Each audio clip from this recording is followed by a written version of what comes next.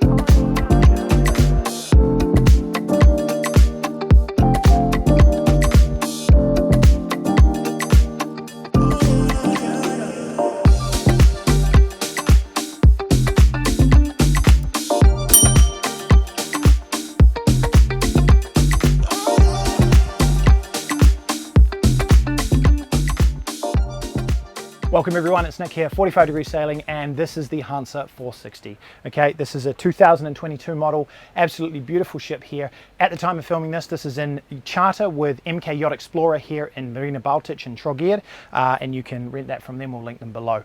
Now, I've just been sailing this boat for a week and I want to show you what I thought of it.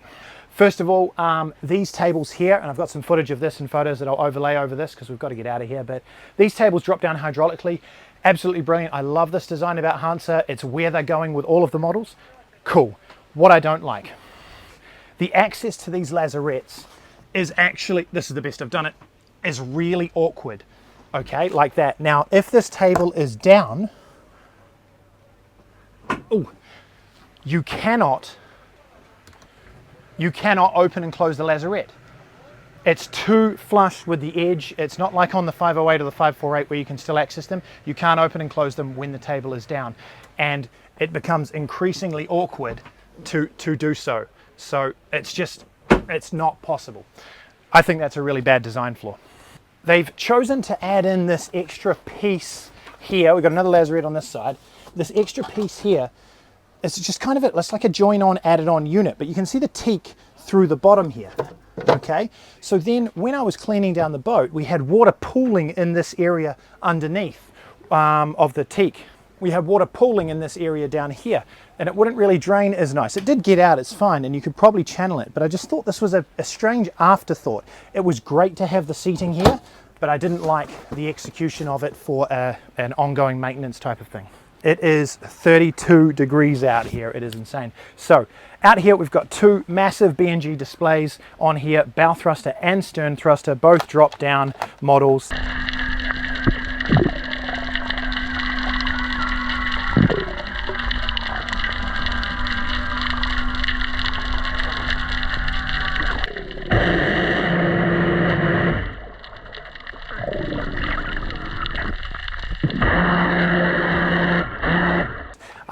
Make the boat incredibly maneuverable, which is good because considering when I backed this boat in for the first time, it did not turn as tight in reverse as I was expecting it to. I was really surprised, but that's that wide back end for you. Compass, now what I love, what they've set up on here is the halyard, they call them halyard port, halyard starboard. Basically, oh, they're turned off, is I can control each electric winch from up here. So if I'm sailing and I'm letting out, or if I'm furling my jib, I can have the jib furler set up on the port winch. I can manage my sheet from here, and I can use this button to haul that in. So I don't have to be on both sides at once, or I don't have to run a line all the way across the cockpit. Love that feature. I'm not sure if that's a standard thing or if they requested it. Engine controls down here, pretty easily accessible, easy to see, that's fine. I suppose this could have been mounted up here, whatever, doesn't really matter. These seats, this is a massive point of contention of the whole Hanse 460. So these drop down like this, and they have a pull-out leg which has a locking mechanism which goes down into here. Now it's locked in. Now these can stay connected. That's cool. Except sometimes when you pull them down, these drop into a position where the stays are locking, go to pull it down and then they bend them, such as happened on the other side a few times. Now, once you're in, once you're in this position, you're really quite limited on space and maneuverability. You can sit at the helm. It is nice to have this seat to sit at the helm, but I also found myself, of course, sitting here a lot so I can see out. I have one client that's not even going to order these seats, which I think is a cool idea, except Hanse don't seem to have a solution for you ordering the boat without this option of the seats, even though it's an option to order because of this. If you have a look down here, there's this gap here. When the seat's down, absolutely fine. When you don't have a seat, there's a big gap here.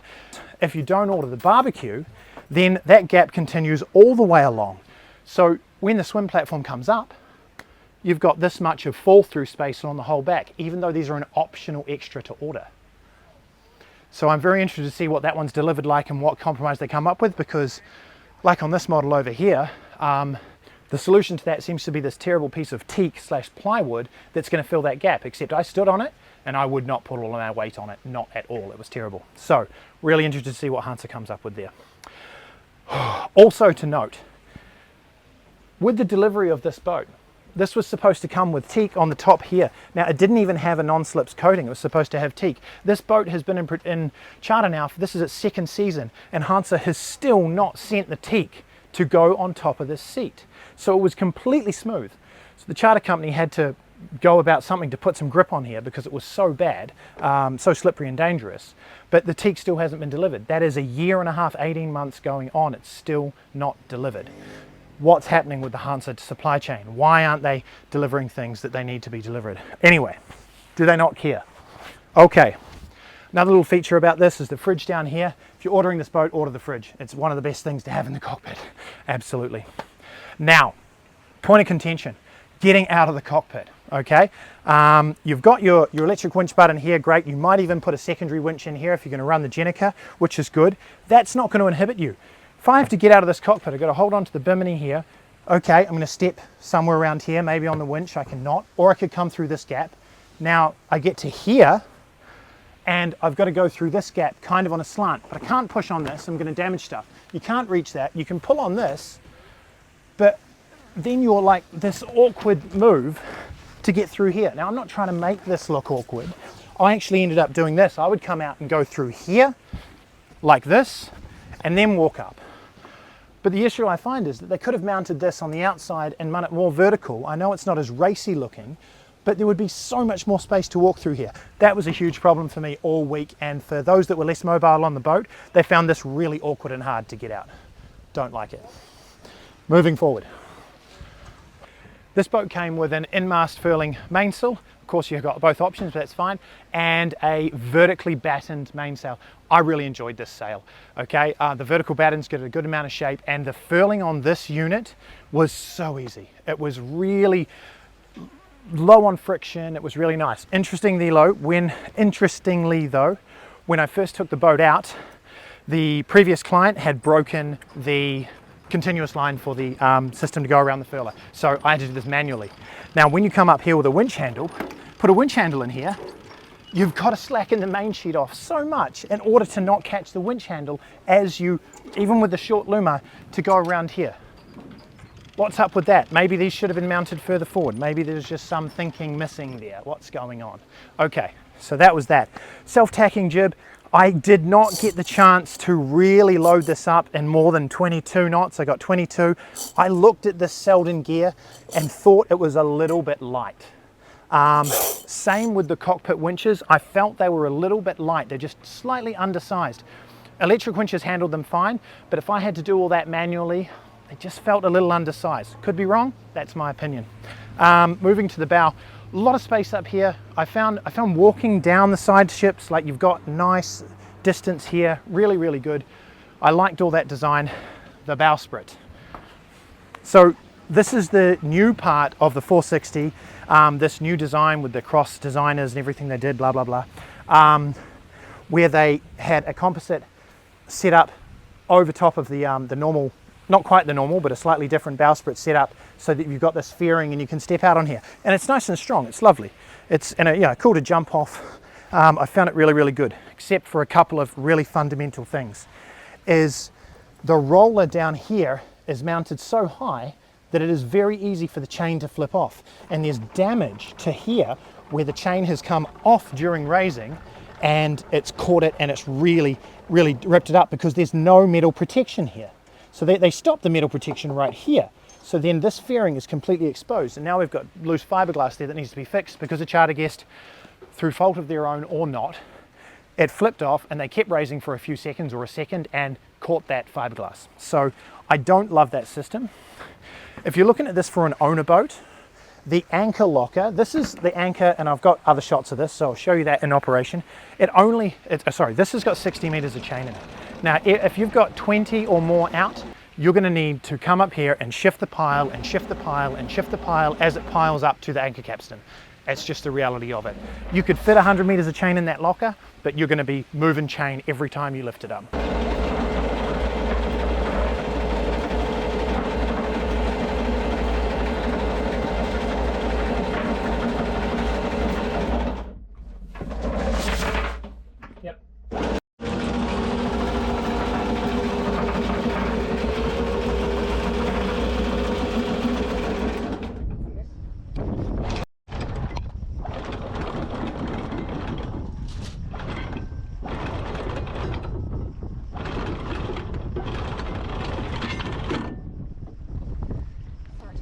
So I don't love that.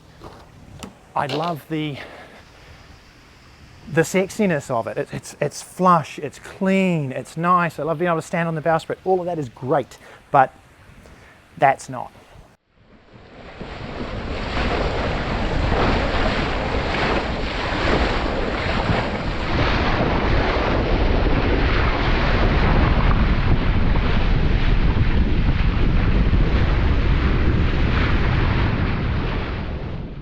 All right, forward locker here. Big, possibly bigger than it needs to be, but you've got access to your bow thruster here, though access to the thermal breaker switch is better done under the forward starboard bunk. And there's a lot of storage in here. I was able to put extra luggage, all the fenders, everything like that. I've put the anchor control here, all of that, and there's a ladder to get down.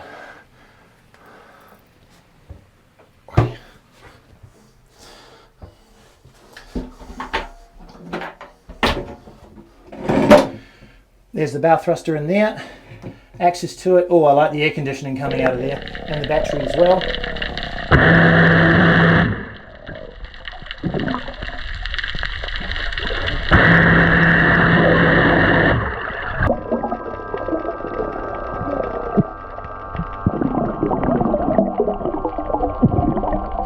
Very, very easy. Much easier to access that than on some.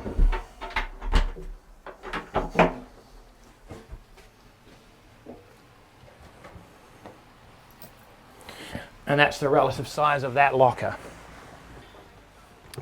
Gas bottle storage is in here. There's enough space in there for quite a large bottle, so that's really easy to get to. And I do like the rope storage here, but interestingly, one of the bilge pump is right in here. So you've got to get the handle and you've got to pump within the locker. Thought that was a bit naff. So if you've seen one of my other shorts about this, when I just did a little rant about it, this is crazy, okay? Here's the hot throttle control. Main control, right thrusters, everything like that. Sitting down here, driving, okay, cool. Here's the autopilot control. What? That is one of the stupidest things I've seen in a long time. Yes, you can access the autopilot from the B&G. Yes, you can do that, but that's kind of ridiculous. Okay, another thing. It seems Hanse is all about options lately. Options to oh, see, there it is. Oh no, that's my fender, that's my fault. These are awkward. All about options. Options to bring the price down, options to not spend money, all this sort of stuff. Now, if you're pulling up the swim platform and you haven't ordered the hydraulic, now make sure these are locked in, that's all good, because otherwise you will damage the boat. And then this one's set up with a rope like this. It's the best option they've been able to come up with. We're going to install something in the winter that's not going to be much better, because this is absolutely terrible. I'm relatively strong. I'm 115 kilos. Oh, that is really, really heavy. Now I can get it up easier than that, but I've got to throw my body into it.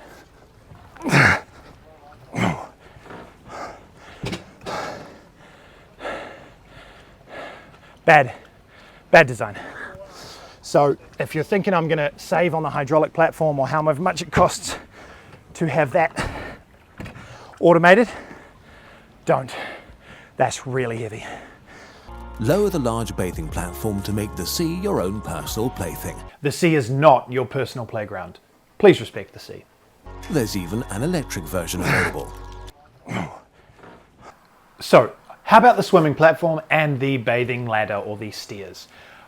They boast that this is a cleverly designed thing. Now, when the reality comes in is this was almost inverted. It actually went beyond vertical when you were trying to get out on it, and the stainless steel handles are really slippery when they're wet. So if you're not strong in the upper body or athletic in that way, then you find it really hard to get out on this ladder. So you just don't have enough pull, you don't have enough angle. If the ladder was indeed angled like the mock-ups, I looked in the mock-ups and I was like, okay, they're going to come up with something better for these smaller boats.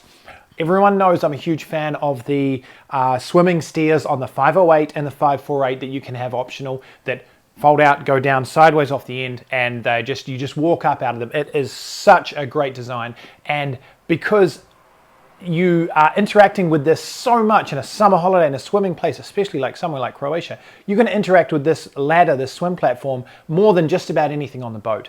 And the fact that people that are not necessarily as able or have the upper body strength, or maybe have an injury or a sore ankle or whatever it is, they can't just get out of the water easily, means they're only planning their swims maybe once in a day. That's literally how some of my guests were on this sail on the 460, is planning, right, well, I'm going to do the swim once, or however, even to the point where we could not get some of them out up the ladder, even if I tied a rope around the barbecue so they could have something further to reach to pull. That helped some, not all. We were then putting people in the tender to then take to the shore to swim, bringing them back so they could hop out of the tender. That's not how this should be. You've got a beautiful boat, a beautiful design. Get your sorted on swim ladders, please. It shouldn't be that hard. And why did this mock-up turn into just the same ladder you've had on everything else?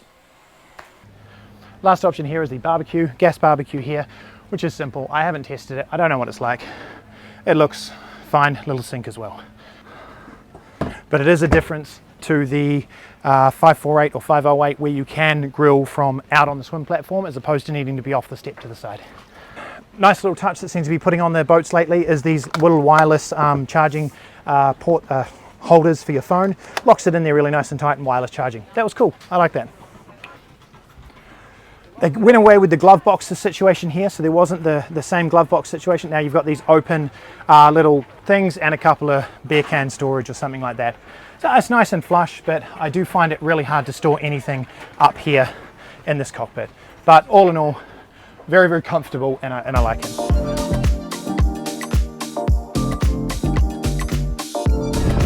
All right. Yep, let's go. It's gonna be on YouTube, Pato.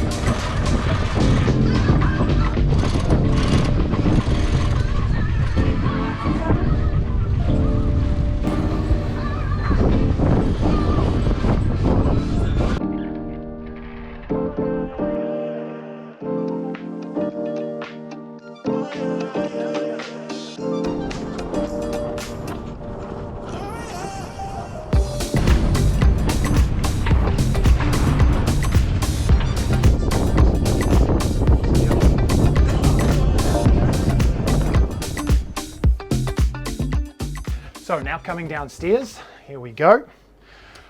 This particular layout, this is a 4-cabin, 4-bathroom with no chart table setup. Okay, so options on this boat are to have a master cabin in the bow, one cabin in the V berth, and then master bathroom in there.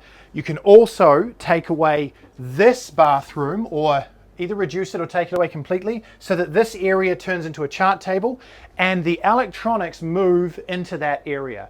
Personally, I think that's better from an owner's point of view for sure, but let's go over the boat from inside here. So look, the Saloon's got a lot of headroom.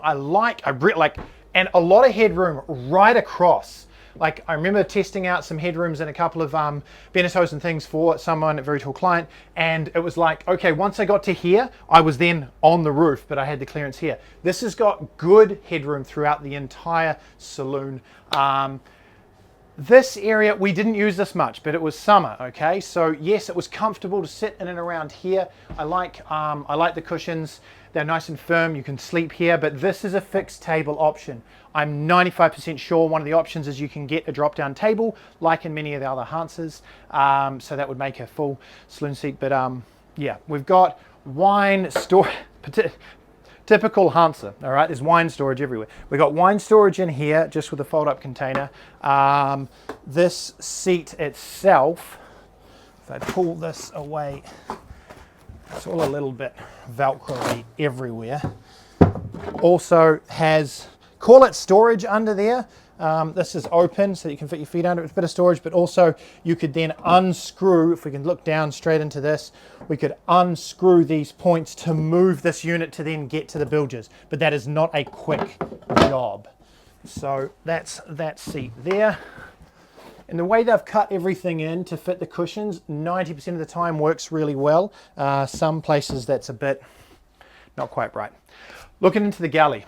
Now, in this particular layout, I'm not going to move too much. This boat's about to go out on charter. That's not going out on charter. In this particular layout, with all the electronics here at the galley, they've seemed to try to maximize on bench space, which is great. But you've now got all of your electronics in a wet area. Not a huge fan of that. It worked fine during the week. Like, it was easy enough to come down here and get into it. All right, this is fine. This lip, we really heeled over. The boat really heels over, and we lost the coffee machine because we left this sitting here, boom, down. Actually, it was sitting here, and it turned the tap on. But this lip is nice and deep. I'd expect it to be okay to house stuff, but we really do get a heel on with this big wide boat, so a lot of stuff came out. These tipped over as well. The upstairs storage, up high storage of these closets is nice. Again, sailing, I jammed cushions into these to stop all the glasses falling over and smashing while we were sailing. And the latches seem to be getting better. They're the same latches that they've been using on these for a while, but they're positioned better and holding much better than previously. So I'm glad to see that. They've also changed these. They've turned this into a drawer and a latch and handle. Now, I thought, that's a bit finicky, but actually I've had no drawers open the entire time we've been sailing this week. So this hook system here, clipping up under here, has held better than the previous models of Hanse clip-in drawers where they had those, and they're soft close as well, which is nice. Had those push button ones and it had a plastic clip on it and it wasn't going well. So this, it's a little bit, it felt a little bit cheap when I first played with it, but it seems like it's actually doing a better job than previously. So we're looking at storage. These are just drawers for storage all down here. We've got a long storage container in this part of the galley. Yeah, feels a bit cheap. These are drawers. Don't need to show you all the drawers. Gimbal stove. This one slides down and back. Nice system there. They've been doing that for a while.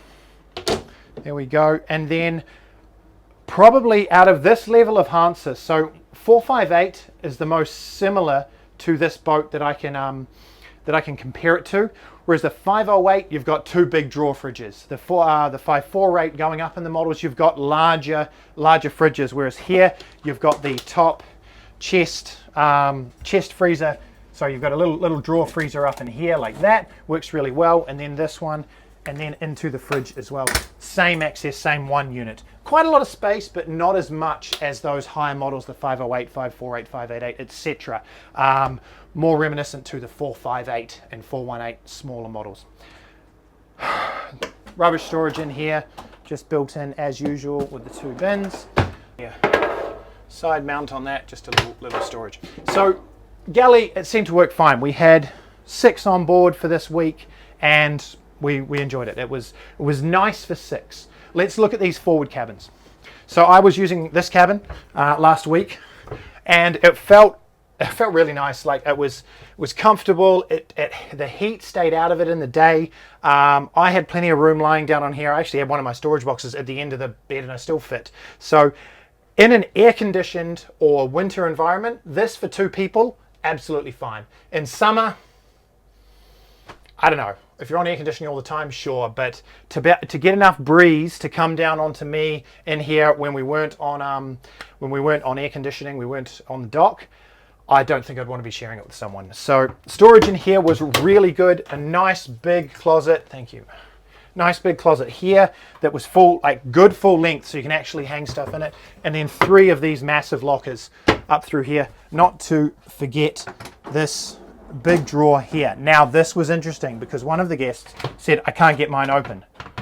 Okay, because you lift this and you go to pull it, but it hits the top. It's because the clearance is so, so close that you've got to not lift it too high to get it out.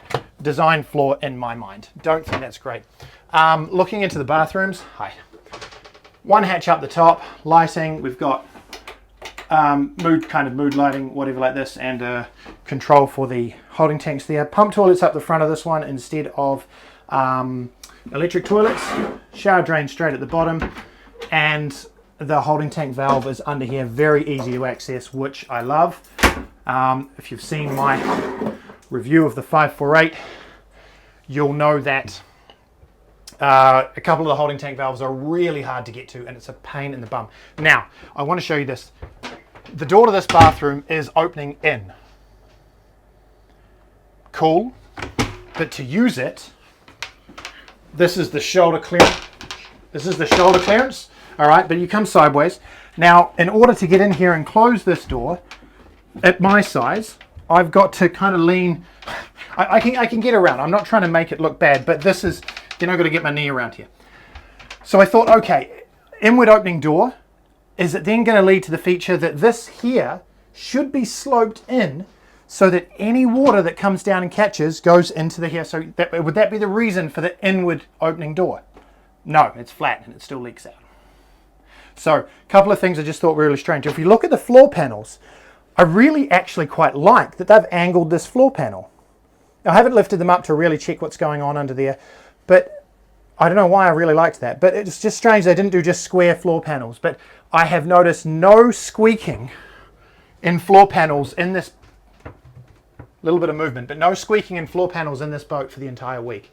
And that's saying something, because a lot of models of boat now are terrible like that. So I thought it was a nice touch in some of the other models where you've got a wooden grate at the bottom of the shower. It just feels nicer than sitting straight on the epoxy or whatever. But yeah, that's how it goes. So these 2 forward cabins are identical. Yes, they're identical, that's all. Fly screens and blockout cover up on the top there.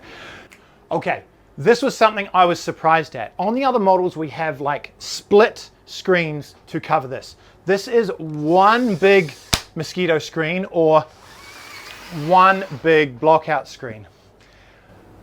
I thought that makes it really easy to do, and yet at the same time, is that going to break easier if someone puts a foot through that from up top or push it? I don't know. It's just separating those seemed a little bit more cost effective to repair. That is a big unit, and I guarantee they charge a lot of money for it. Interesting concept here with the opening of the hatches. These open sideways.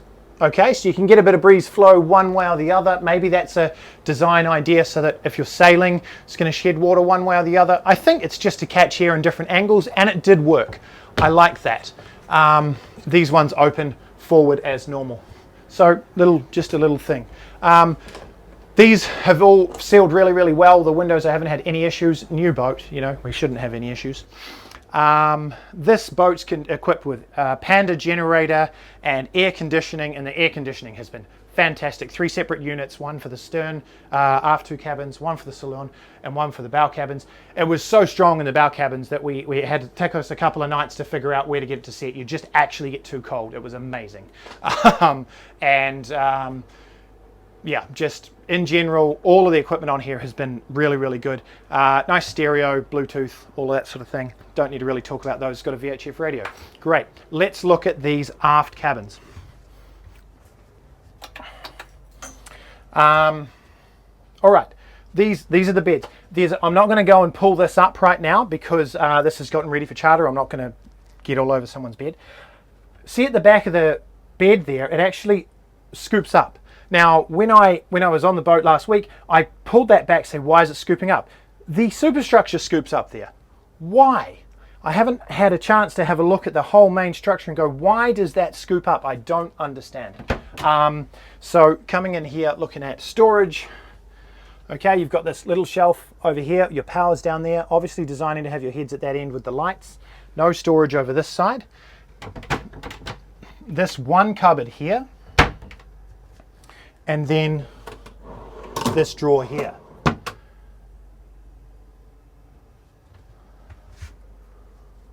That's it. There is one drawer and one cupboard.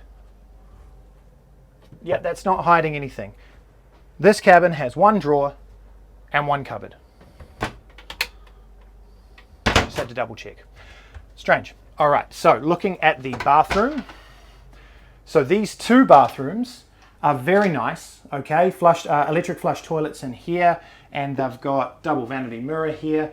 Nice full stand-up shower with seat and access to the seacocks under there, and the pull across screen to have that keep the water from coming out. And finally, there's a lip here. Again, I like the wooden grate to be in the bottom. It's much nicer on your feet, but at least there's a lip here so that's not just going to run out. So we had the least amount of leakage and drainage from the bathrooms yet. But that storage, I don't understand how that's enough. Now, if we look at this aft port side, this cabin is bigger. Very similar to the 548, light switches, Nick. Very similar to the 548. This cabin's giving some space to the other cabin. Oh, sorry, you get space from the other cabin. So you've got a similar large cupboard here, like that, but you've also got, this is a small lift-up storage. Nope, that's nothing there. Again, the drawer underneath. And then you've got a bit of space here, a bit more space than on the other side. But again, that's it. That's absolutely it. Bathroom, exactly the same. Strange, just a little bit strange. All right, engine, accessible, lifting up this like normal. Ooh, nice and strong. Now, another thing Mahina pointed out is that this finish here is actually a lot nicer than the reflective silver finish because it doesn't get as dirty. The reflective silver finish always showed up the dirt a lot more. Brand new engine. I don't think you guys need me to tell you about the engine, but it's very, very tidy. And it's really quite quiet underway, which is great. I didn't find it underpowered as well. We pushed along at 7 knots at 2,100 RPM. It was really good. Looking into the floor, hot water is mounted underneath here. Okay, we've got one fuel tank on this boat and it is aft. And then under here is just a little bit of space and storage and things. So that basically wraps up the downstairs. We've got storage over this side, which is exactly the same on the other side. Just got safety equipment in it. Couple of little access points for wine, storage and things in there. Other than that, all your standard Hanse features where the lights are touch red, touch white, and they have a USB cable input in the bottom. One thing I was happy to see, although it didn't work properly the first time I used it, is I put USB-C ports on the navigation panel here. Digital display, this was really nice. I like how this touches, I like how it moves. Really, really nice visual display. The water tank stayed at 100% the whole thing. It didn't work, just like all tanks don't work. This, yes, thank you very much for pointing that out. So peek in behind here, this is a metal flashing that obviously joins the wall. And Hanse have put this cloth over it as a finishing thing, which is supposed to look like this, but of course it's a high wear zone, so it rips and it pulls out. There's 1, 2, 3, 4, 5 of them on the boat. They just look dumb.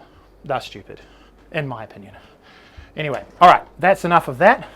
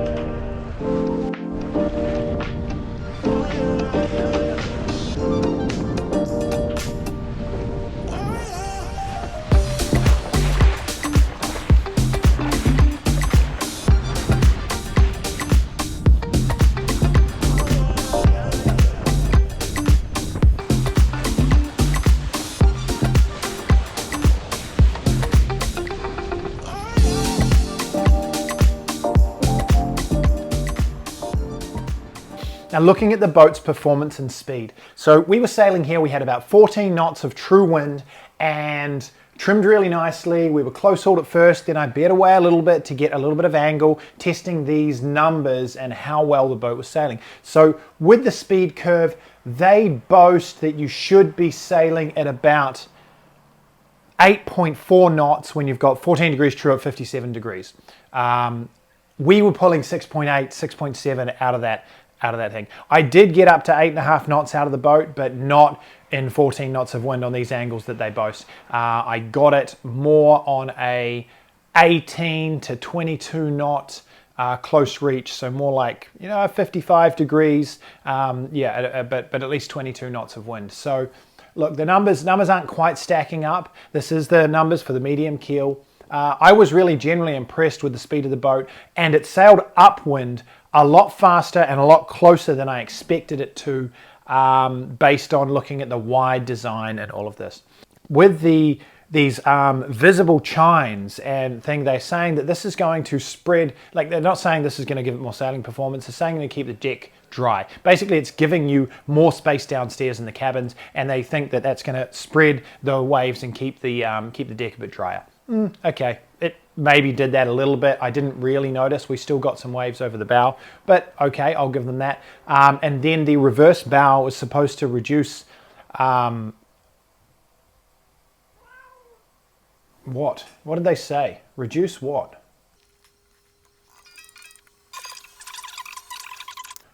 The reverse bow reduces pitching in heavy winds, giving a more stable and comfortable ride.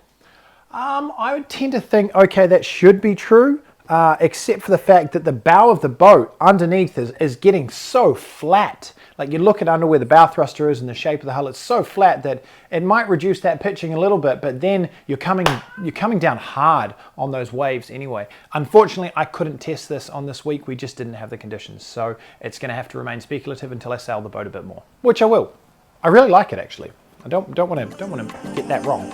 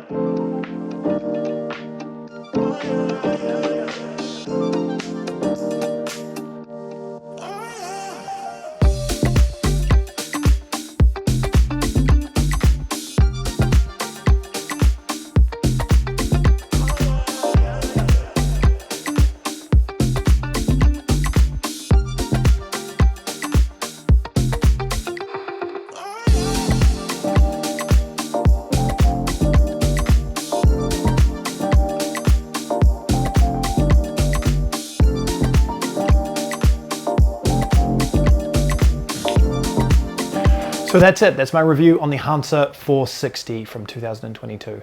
I hope you enjoyed this. I really enjoyed making the review, and I was glad that I could get out and really feel the boat and get on the boat and and take it through her paces, and I will definitely sail this model again. I'm pleasantly surprised with the sailing performance, 100%. Very confused about some of the design aspects and curious to see how they play out in a maintenance type thing, like these chines and the stylized windows that go in, very sleek, very edgy looking, except okay, what happens with gel coat chips or what happens with buffing and things? This is stuff that from an owner's point of view I'd go, okay, is that a practical thing, or is that really going to annoy me a few years down the track when I'm trying to maintain the boat?